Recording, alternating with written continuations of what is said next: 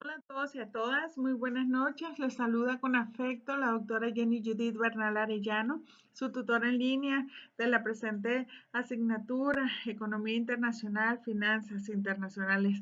Es un gusto, mis queridos y queridas estudiantes, tener la oportunidad de comunicarme con ustedes a través de este medio y poder pues llevar a cabo particularmente pues una introducción a nuestra asignatura.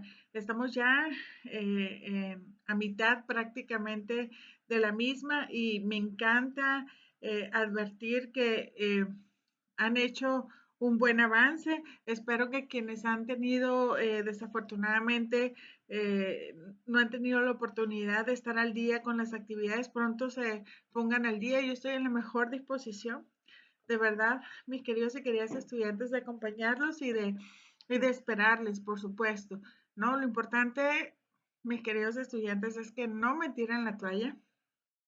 Yo sé la importancia del conocimiento, sé la importancia de verdad de estar preparados y esta es una oportunidad valiosa para hacerlo. Así que, por favor, no me tiren la toalla, yo estoy dispuesta a esperarlos y sigan ustedes avanzando a su ritmo, pero avancen, por favor. ¿No? Siempre y cuando me entreguen las actividades antes del cierre de la asignatura, yo me permitiré evaluarles como es debido. Así que, pues en esta oportunidad, mis queridos y queridas estudiantes, quiero generar algunas valoraciones y reflexiones relacionadas con nuestra asignatura.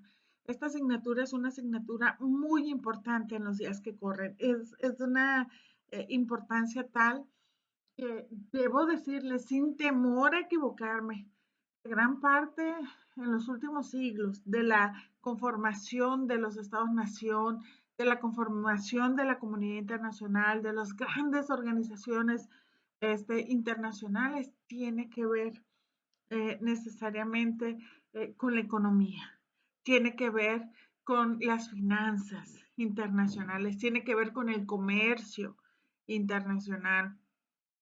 No, definitivamente que el comercio es el que ha propiciado que los seres humanos se puedan distribuir por todo el planeta y puedan, por supuesto, llevar a espacios inimaginables mercaderías, todo tipo de productos y servicios que de otra manera hubiese sido muy complicado. Gracias a las necesidades propias del comercio, como la transportación, como la facilitación de las comunicaciones, es que los pueblos se han crecido y se han desarrollado, la habilitación de puertos, la creación de carreteras, buscar aparatos como aviones, ¿no?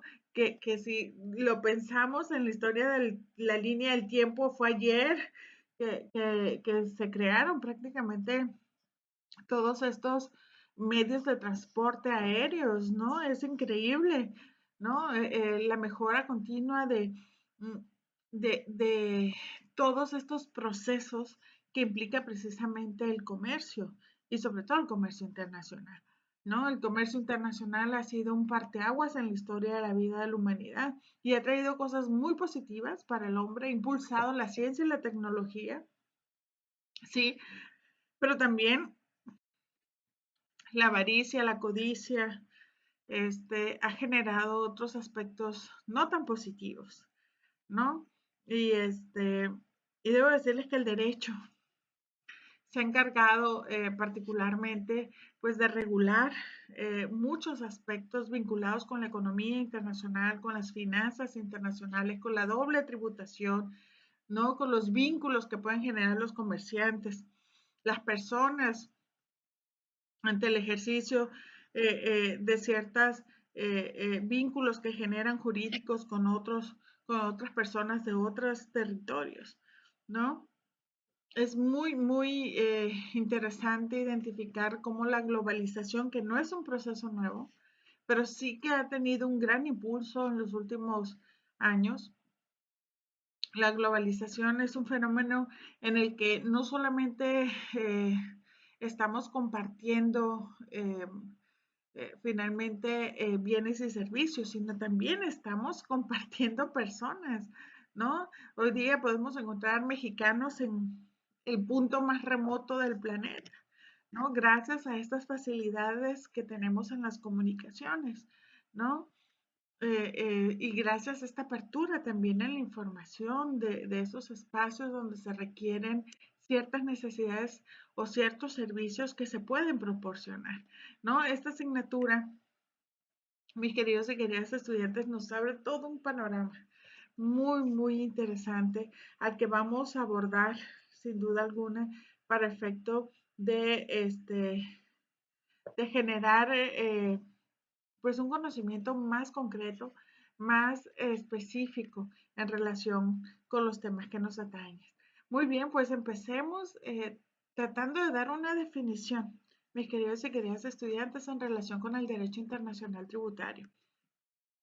Debo decirles que esta es una rama del derecho que tiene como propósito estudiar todas aquellas normas internacionales, ojo, entendiendo por normas internacionales todos aquellos tratados internacionales que van a ser aplicadas cuando dos o más estados pretendan el gravamen de un supuesto de hecho con trascendencia internacional.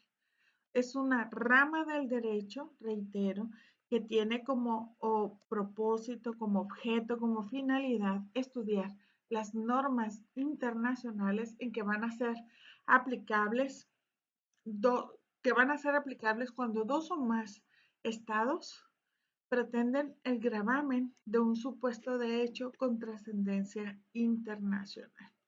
De esto trata particularmente el derecho internacional tributario, ¿no? En analizar toda esa normatividad internacional que se ha generado precisamente para evitar en todo caso la doble tributación, para efecto de reconocer los derechos de las partes intervinientes en estas temáticas, ¿no? Y para efecto de poder solucionar de una manera pacífica los conflictos que se generen de jurisdicción, particularmente por estos aspectos, ¿no? Es una rama muy, muy bonita, muy interesante del derecho y que estoy segura que ustedes van a disfrutar de la mejor manera. Ahora bien, debo decirles que estamos sin duda alguna en un momento en la historia de la humanidad donde el derecho, ese derecho que aprendimos en nuestras universidades, que era un derecho territorial muy celoso, territorial, ¿no? Que regía en un tiempo y en un espacio determinado, bueno, pues ese derecho tan estricto tuvo que abrirse precisamente por esta apertura también global que se ha dado en el tránsito de servicios, de bienes, de personas, ¿no? En el mundo entero. Eh, eh, Sin duda alguna, en un contexto de esta naturaleza, en un contexto globalizado, las normas tributarias generan diferentes beneficios, digámoslo así, tanto para los estados como para los contribuyentes. Entre ellos, sirve para que los estados desarrollen políticas de atracción de inversores en sus territorios, dentro de lo que se ha denominado la competencia fiscal. En efecto, los estados, a través de una política contributiva clara, que les sea respetuosa de los derechos de los contribuyentes, será sin duda alguna un gran atractivo para los grandes inversionistas. Por tanto, es importante señalar esta parte. Los estados, conociendo, fíjense ustedes, en un contexto globalizado, las necesidades de los grandes inversores, generan normas tributarias que sirven para que se desarrollen políticas de atracción de inversores a sus territorios, ¿no? Dentro de lo que se ha denominado como competencia fiscal. Ahora bien, por parte de los contribuyentes, permite que se desarrollen estrategias de planificación fiscal lícitas, ¿no? situando a sus inversores en territorios que les ofrecen ventajas fiscales, ¿no? Sin duda alguna, la transparencia tanto de parte del Estado, ¿no?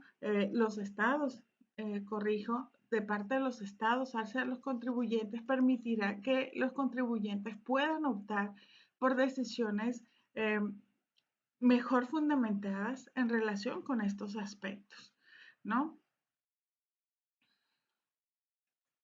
Ahora bien, esto también les permite atajar las estrategias de los contribuyentes que con sus estrategias de planificación fiscal llevan a cabo conductas que pueden calificarse de fraude y evasión fiscal, ¿no? ¿Qué quiere decir esto? Que los estados de esta manera también pueden conocer o prevenir de manera oportuna actividades ilícitas de parte de ciertos contribuyentes que buscan cometer fraude o en todo caso evasión fiscal, ¿no? Por ello es importante que en un contexto de globalización como en el que vivimos actualmente, las normas tributarias tiendan a generar mayor transparencia y posibiliten a su vez que los contribuyentes, además de poder elegir de una manera estratégica dónde invertir, también sepan que estas normas permitirán identificar posibles conductas de carácter ilícito. Esto, sin duda alguna, es importante. Debo decirles que el derecho tributario ha tenido, el nacional particularmente, ha tenido que superar la concepción tradicional de la soberanía estatal, ¿no? La territorialidad. Recuerden ustedes que existe un principio muy interesante en el ámbito de lo tributario, que es el de la autoimposición. ¿Qué quiere decir esto? Quiere decir que para que un impuesto cobre vigencia en un territorio determinado, que el pueblo como eh, receptor o como titular de la soberanía nacional, ojo, recuerden ustedes, mis queridos y queridas estudiantes, que la Constitución establece que la soberanía reside originariamente en el pueblo, ¿no? Y claro, como estamos en una democracia indirecta, nosotros trasladamos esa soberanía a quienes nos representan para que ellos, en uso de esa soberanía que implica una potestad de autodeterminación, determinen en nuestro favor, se supone, esta es la premisa, que no siempre se hace, pero esta es la premisa general, determinen en favor nuestro cuáles serán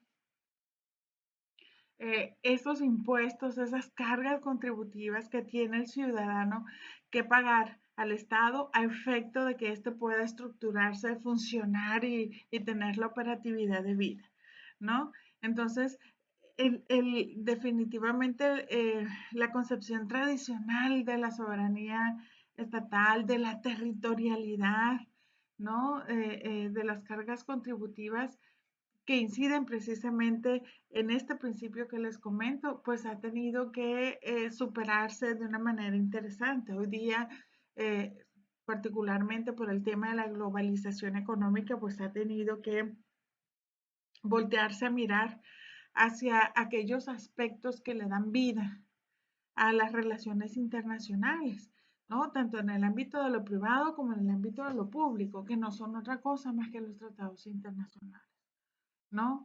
El derecho eh, internacional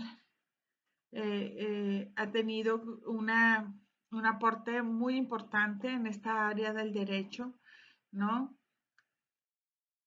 De la que les hablo, que es el derecho internacional tributario. El derecho internacional, tanto público como privado, han estado moldeando precisamente este derecho internacional tributario. Y el derecho internacional tributario, mis queridos y queridas estudiantes, pues conocen la importancia de los tratados internacionales, conocen la fuerza de los tratados internacionales. Por eso mencionaba yo hace unos momentos que se ha tenido que superar esta concepción tradicional de la soberanía nacional, ¿no? Y se ha tenido que voltear a ver y darle la importancia que tienen particularmente eh, los tratados internacionales a efecto de poder repartir la materia tributaria entre varios estados, considerando que un nacional mexicano puede tener empresas en cualquier otro punto del planeta y generar ingresos también en aquellos espacios territoriales, ¿no? Y que a nivel internacional la forma en que los países se vinculan, la forma en que se generan vínculos de carácter legal, pues es a través de los tratados internacionales, ¿no? En esta parte, mis queridos y queridas estudiantes, pues debo compartirles a ustedes cuál es la fuerza de un tratado internacional. Un tratado internacional, debo decirles, es una norma jurídica muy fuerte en cualquier ordenamiento jurídico. El artículo 133 constitucional les da una importancia muy interesante a los tratados internacionales. Les cuento, dice el artículo 133, esta constitución, las leyes emanadas del Congreso y los tratados internacionales celebrados por el presidente de la República con la aprobación del Senado serán la ley suprema de toda la Unión. Repito, esta Constitución, las leyes emanadas del Congreso y los tratados internacionales celebrados por el presidente de la República con la aprobación del Senado serán la ley suprema de toda la Unión. ¿Qué nos quiere decir el artículo 133 constitucional? Que tenemos tres normas que están en la cúspide del ordenamiento jurídico, ¿no? Sin embargo, nuestros tribunales federales, a través de jurisprudencia, no han estado de acuerdo en relación con esta posición. ¿Y qué hicieron? Establecer una jerarquía normativa muy interesante que no ha sido nada estable, por el contrario, ha sido bastante cambiante. Les cuento. En un primer momento, nuestros tribunales federales dijeron, hey, no, esperen, no, la Constitución está en la cima. Inmediatamente debajo de esta dijeron las leyes emanadas del Congreso y por debajo de las leyes emanadas del Congreso los tratados internacionales y por debajo de estos tratados las constituciones locales, leyes locales, reglamentos, decretos, acuerdos, etcétera, ¿no? Recuerden ustedes que el positivismo jurídico, que fue una corriente de pensamiento que tuvo mucha fuerza en el Estado mexicano, pues incorporó en la conciencia del colectivo y en la conciencia de nuestros tribunales federales el tema de la jerarquía normativa propuesta por Kelsen, ¿no? Y jerarquizó de esa manera la ley. Constitución, leyes locales, tratados internacionales, constituciones locales, leyes locales, etcétera, ¿no? Esta fue la primera postura, pero no nos quedamos ahí, evolucionó, cambió. Posteriormente, los tribunales federales dijeron, no, no, no, esperen, no, la Constitución sigue estando en la cima, pero inmediatamente debajo de esta lo están los tratados internacionales y bajan a las leyes emanadas del Congreso y luego el resto del ordenamiento jurídico, constituciones, leyes locales, etc. Así estuvimos otro rato. Luego dicen, ¿saben qué? Siempre no. La Constitución está en la cima, pero inmediatamente debajo de esta lo están tanto los tratados internacionales como las leyes emanadas del Congreso. Lo suben de un tercer plano a un segundo plano. Luego, constituciones locales, etc. Así estuvimos otro rato. Luego dicen, ¿saben qué? Siempre no.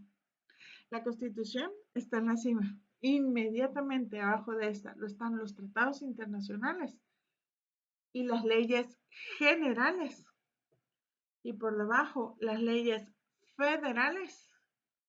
Debajo las constituciones locales, leyes locales, etc. Yo les pregunto a ustedes, mis queridos y queridas estudiantes, ¿qué diferencia hay entre una ley general y una ley federal? ¿Por qué posicionar a unos encima y por qué posicionar a otros por debajo? Si estuviesen presentes, díganme qué me dirían.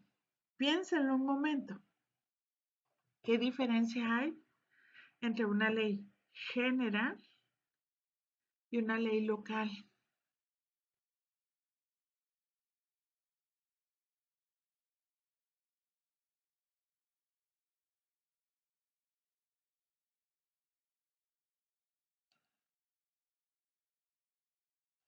perdón, una ley general y una ley federal, no local, general y federal.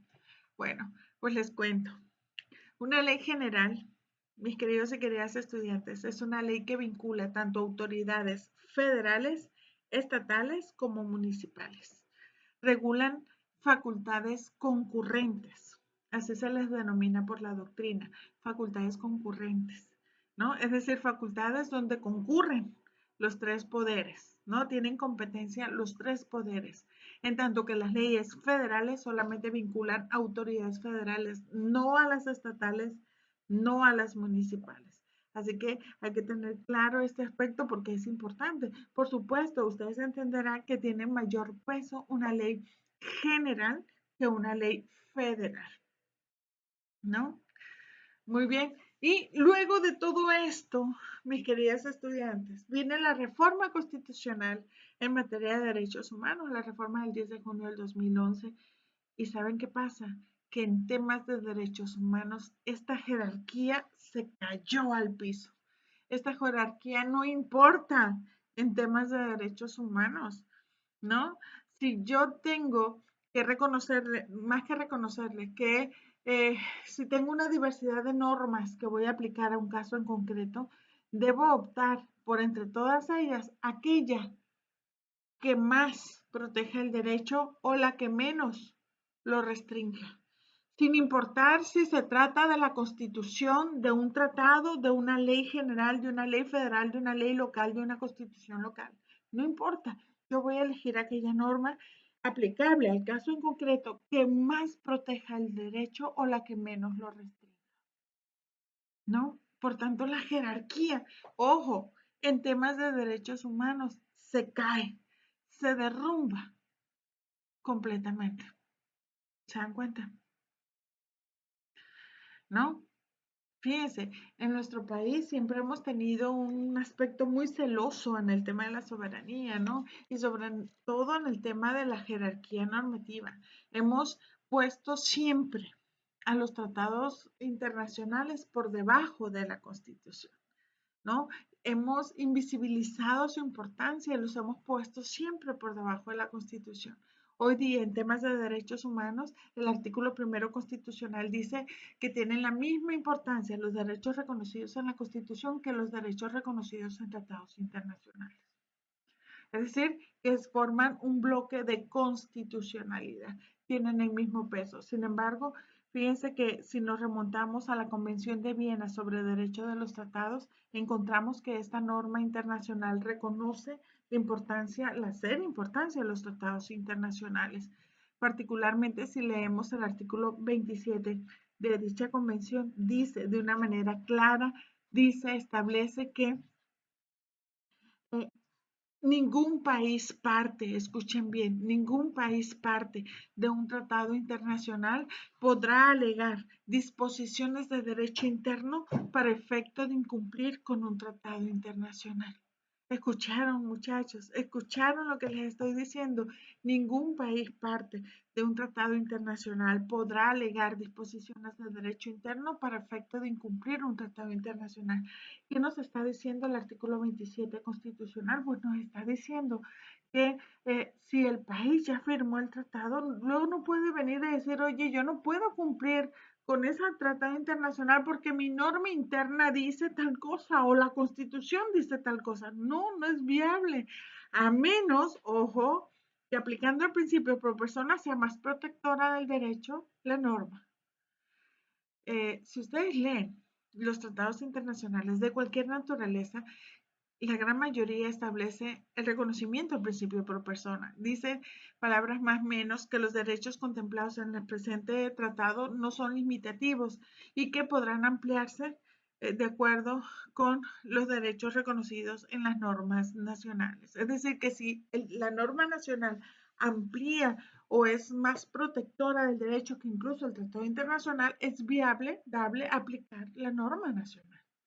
Y esto es muy bueno. ¿Para quién? Para el contribuyente, para el ciudadano, para la persona que se encuentra en el territorio del país parte. ¿Se dan cuenta? Por eso es muy importante conocer estas reglas del juego actualmente. ¿no? Sobre todo en materia fiscal, en materia contributiva, mis queridos y queridas estudiantes, éramos bastante celosos en estos temas, ¿eh? Es decir, si esa contribución que me está grabando no surge de, de, de mis representantes, entonces no, esa contribución no me aplica. Ojo, o esa norma nacional, si esa norma no es nacional, entonces no aplica. Aplica la de acá. No, señores, hay que entender la fuerza de los tratados internacionales, hay que reconocer esa fuerza y hacerla valer, ¿no? Hoy día, mis queridos y queridas estudiantes, el Estado mexicano tiene una deuda y un deber muy importante en temas de derechos humanos, y la economía y las contribuciones no escapan a estos temas. De hecho, en el foro que está abierto de la sesión, pretendo que adviertan ustedes la importancia que tiene precisamente nuestra asignatura con el tema de los derechos humanos, que es una importancia vital. Ustedes ya expresaron en sus participaciones en el foro cuál es esa importancia, ¿no? Y han expresado de una manera muy interesante cuál es ese vínculo, y creo que no hay, mis queridos y queridas estudiantes, un área del derecho que escape al tema de los derechos humanos. Y ustedes saben que se han generado y se han visibilizado sobre todo múltiples deberes para las autoridades, múltiples deberes para las autoridades en estos temas, en temas de derechos humanos, y las autoridades vinculadas con el tributo en nuestro país, ¿no? El ejecutivo particularmente, pues es el mayormente obligado, ¿no? Y tiene que respetar derechos humanos en este y en muchos otros temas que que le son propios. Por eso se habla de que la concepción tradicional de la soberanía estatal, de la territorialidad en el ámbito de la tributación, pues ya se vio alterada por temas precisamente relacionados con la globalización en términos generales.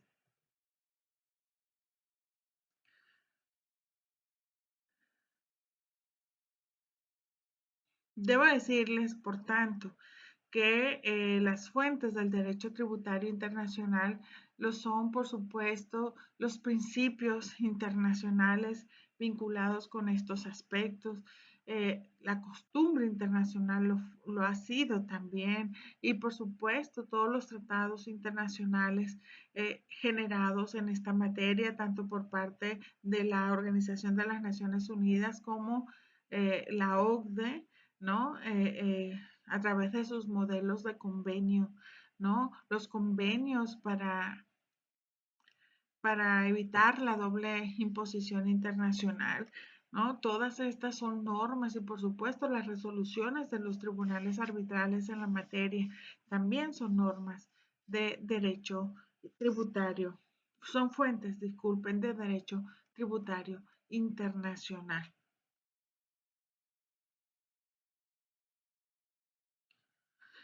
El llamado soft law o derecho suave, debo decirles,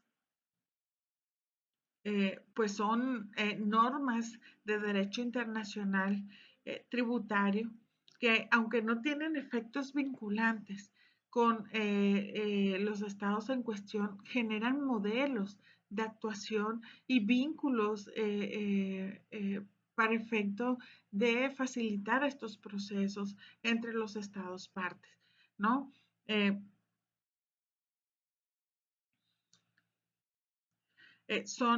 Han sido, más, a lo largo del tiempo, han sido normas interesantes, que han hecho aportes muy importantes que posteriormente se han tomado y han trascendido para imponerse en normas que son vinculantes para los estados, hablando específicamente de verdaderos tratados internacionales. Si yo le preguntase en este momento, ¿y qué es un tratado internacional? ¿Qué me diría? Para ustedes, ¿qué es un tratado internacional?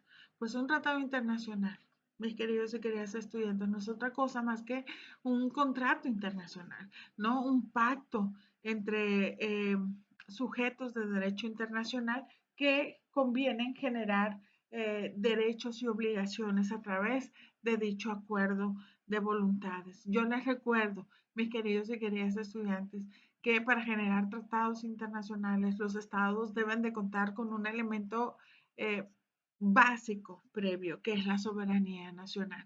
¿Y qué implica esto? Implica que en uso de su propia soberanía, los países deben tomar la determinación si se vinculan o no con un tratado internacional, si se vinculan o no con un organismo internacional, si le otorgan competencia o no a un mecanismo garante internacional, ¿no? Tiene que haber necesariamente el uso de la soberanía, a diferencia de lo que mucho se piensa, mis queridos y queridas estudiantes, de que se ha dicho, fíjense, una y otra vez, esto me, me, me preocupa porque se dice con frecuencia que cuando México se vincula con tratados internacionales o cuando México le otorga competencia a cortes internacionales o se vincula con organismos internacionales, que México está perdiendo soberanía. No, señores, no se trata de una pérdida de soberanía. Por el contrario, México en uso de su soberanía decide, opta vincularse y partimos de la creencia de que lo hace de buena fe. Esto es para traer a sus ciudadanos beneficios mayores que los que su propia normativa interna le ofrece, ¿no? El derecho internacional de los derechos humanos, por ejemplo, ha sido uno de los vínculos que México ha generado tanto con organismos internacionales muy interesantes como con otras naciones para efecto del respeto a los derechos humanos de su población, y esto ha sido muy, muy bueno.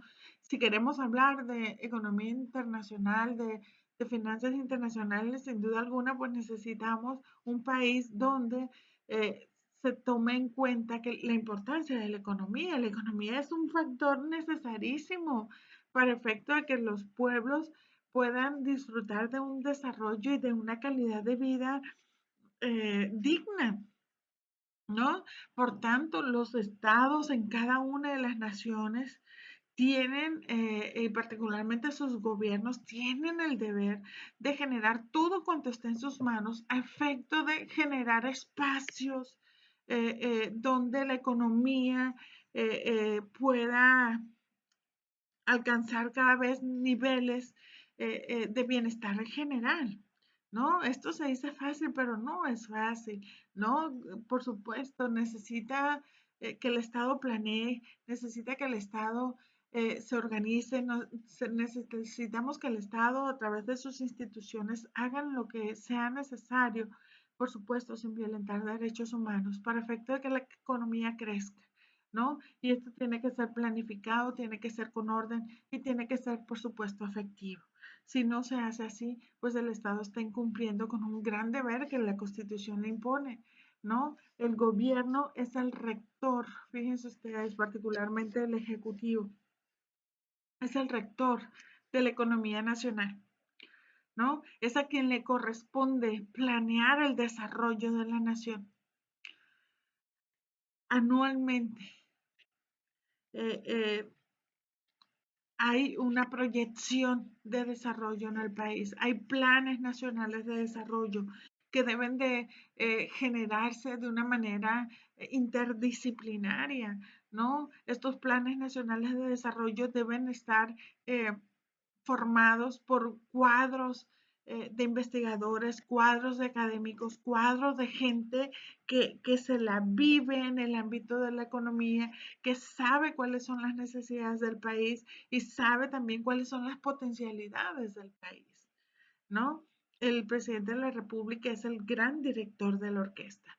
El presidente de la República es a quien debe eh, eh, generar todos los esfuerzos necesarios para que la economía del país crezca. Y para eso, pues necesita de la comunidad internacional. México no es una isla. México necesita vincularse con el resto de las naciones del mundo para efecto de abrir espacios al mercado, para efecto de que se ve a México como un potencial en el camino de los inversionistas y que puedan traer acá los recursos y también los trabajos, los empleos que sean necesarios para ello.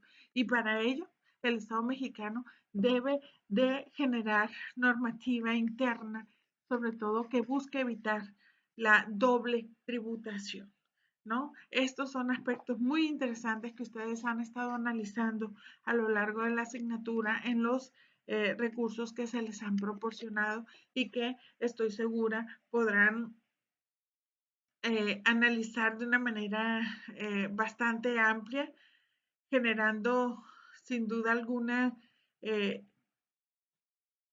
un reforzamiento, digámoslo así, de todos los temas que se les plantean eh,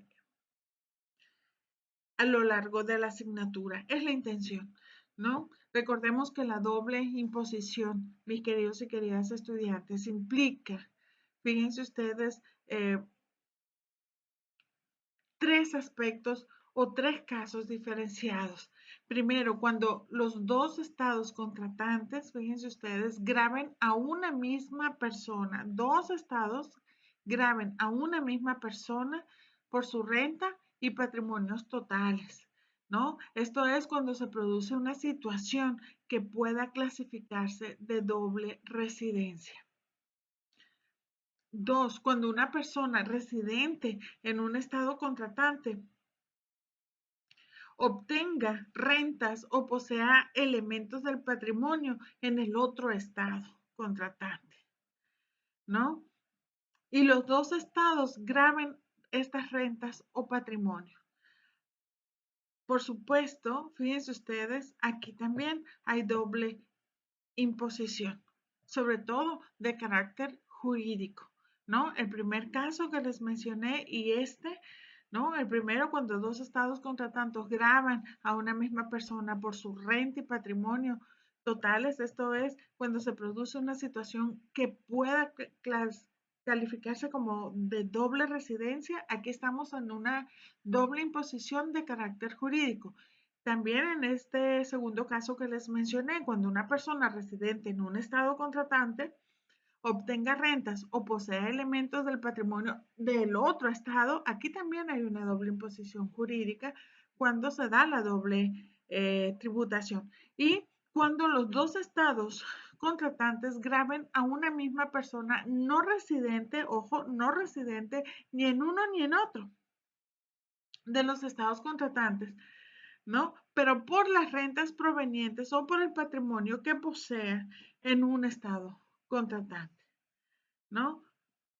Todas estas tres circunstancias, estos tres supuestos que les he mencionado, implican una doble imposición que se conoce por la doctrina como de carácter jurídica, pero también tenemos una doble imposición que se ha clasificado de carácter económica, ¿no?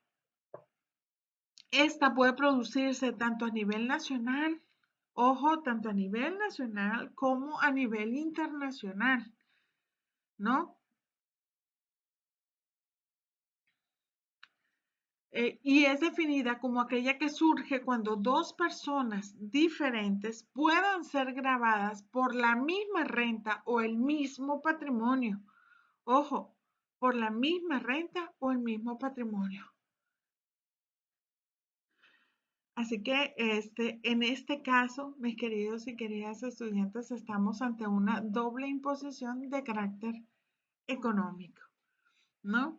Como pueden ustedes apreciar, mis queridos y queridas estudiantes, esta asignatura es una asignatura muy bonita, muy interesante. Estoy segura que les va a dejar muchísima información de grande interés, ¿no? Solo necesito, mis queridas y queridas estudiantes, que por favor me lean de manera detallada los recursos que se les proporcionan en plataforma están seleccionados para efecto de que ustedes puedan acrecentar el nivel de conocimiento, ¿no? Que tienen y definitivamente puedan comprender de una manera clara esta figura.